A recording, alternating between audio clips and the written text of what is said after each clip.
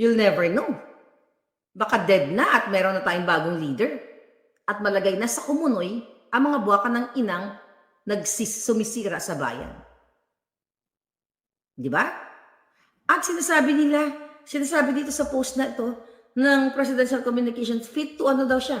Fit to lead, fit to work. Ano sabi dito? Fit to carry out his duties. Fit to carry out? Hindi ka nga nagsalita, buha ka ng inakang kuting kung buhay ka pa. Hindi ka naman lang nagsalita ng video. Yung onset, okay, ng Jotang Jin ng C na yan, you know, ako iba rin, di ba naalala niyo, dahil sa buha ka ng inang kuting na yan, nagpatuslok ako, alam niyo yan.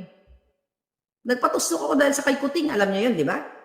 Nirisk ko yung aking health at after that, nagkaroon ako ng mga, for 4 months, I think, basta, nag-ano ako, ibang effect sa akin. Nagkaroon ako ng mga pantal-pantal. Nag-allergy ako like every time, every other day. Okay, sige. Pagpalagay na natin, mga palangga, na totoo. Bakit hindi niya i-carry out ang duty niya na magbigay ng mensahe para patatagin niya yung mga nabiktima ng lindol sa Mindanao at ito din yung mga kwintil ang buhay ng mga terorista dyan sa Mindanao. Yeah, Johnson & Johnson. Yeah, tama, romantic. O, palangga, follower talaga kita. Take one shot lang ako. Ngayon, kung titignan natin yung kanilang statement na siya ay naging positive, diba? Bakit si Lisa Smugs, wala silang statement kung positive ba siya o negative? Magkasama sila sa party, lango sila pareho sa alak, sa pulburon and everything. At yung mga taong nakahalubilo, bakit bukod dangi si Kuting? Sino nakahalubilo niya yung 2 days after, 2 days before, nung siya ay naging positive? May mga cabinet secretary siyang kasama. Bakit walang statement? Yung mga huling nakahalubilo niya. So, kung titignan natin ng malaliman, actually, hindi mo na kailangan magpakalalim eh. May common sense ka lang makuha mo na eh. Bukod tangi siya lang ang nag-test ng positive. Bakit hindi nila inulat dyan na, yung mga huling nakasama ni Kuting Jr. ay ititest kasama ang First Lady Ahas, kasama yung mga ganito, kasama yung cabinet secretary. Wala. Pero siya lang. Well, we all know na positive siya sa pulburon. Di ba? Positive siya sa pulburon o baka hindi makagulapay kasi inaratay na at sinisigil na. At i-offer natin ang katawan niya kay Satanas. Dahil gusto niyang masahol pa sila doon. Ngayon, mga palangga, ano ngayon ang nakikita niyo dito? Kung hindi niya kayang, at kapag ganyan, wala nating nakikitang proof of life ng presidente dun sa line of succession, dapat si Sara ang namumuno.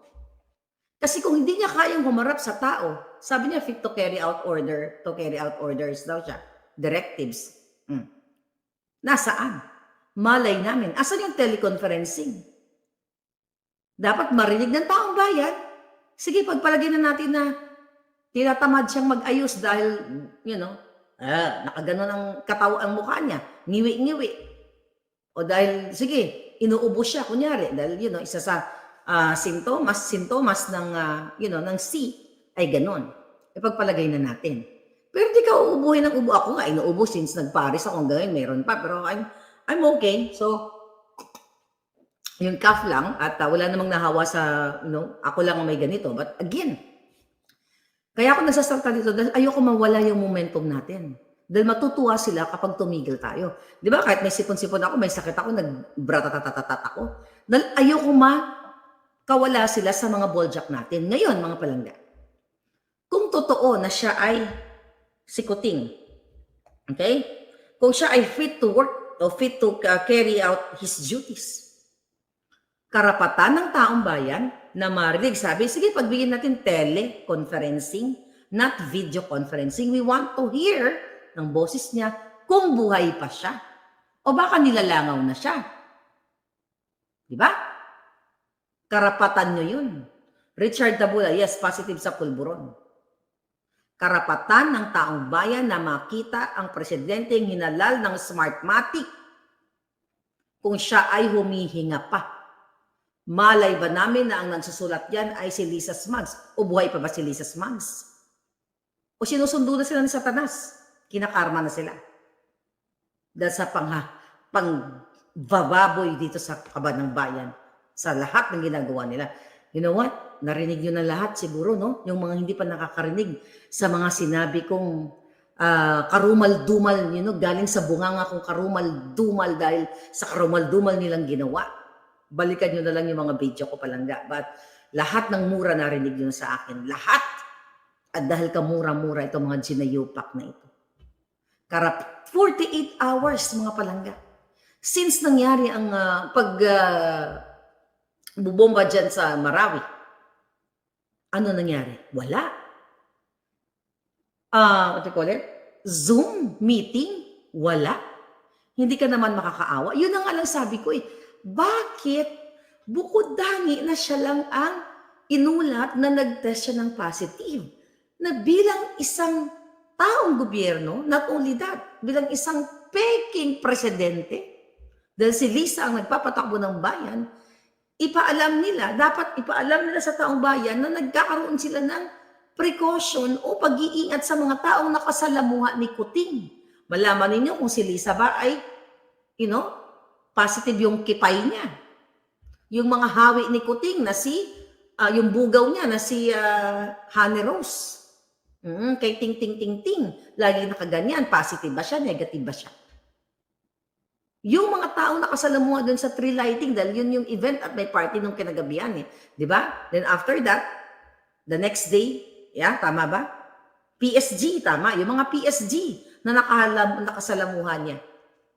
Siya lang, bukod tangi na tinamaan. At, possible naman yun. Okay na siya lang. Pero dapat malaman ng taong bayan kung ginawa ba nito mga PSG, ng mga yayan niya, mga hawi niya, si Lisa Smugs, na nag-test din sila para malaman ng taong bayan na ginawa nila yung tama in terms of protocol dito sa buwaka ng inang sinayan na nagpahirap sa buong mundo na pinagkitaan ng mga jutang ginina ng mga negosyante.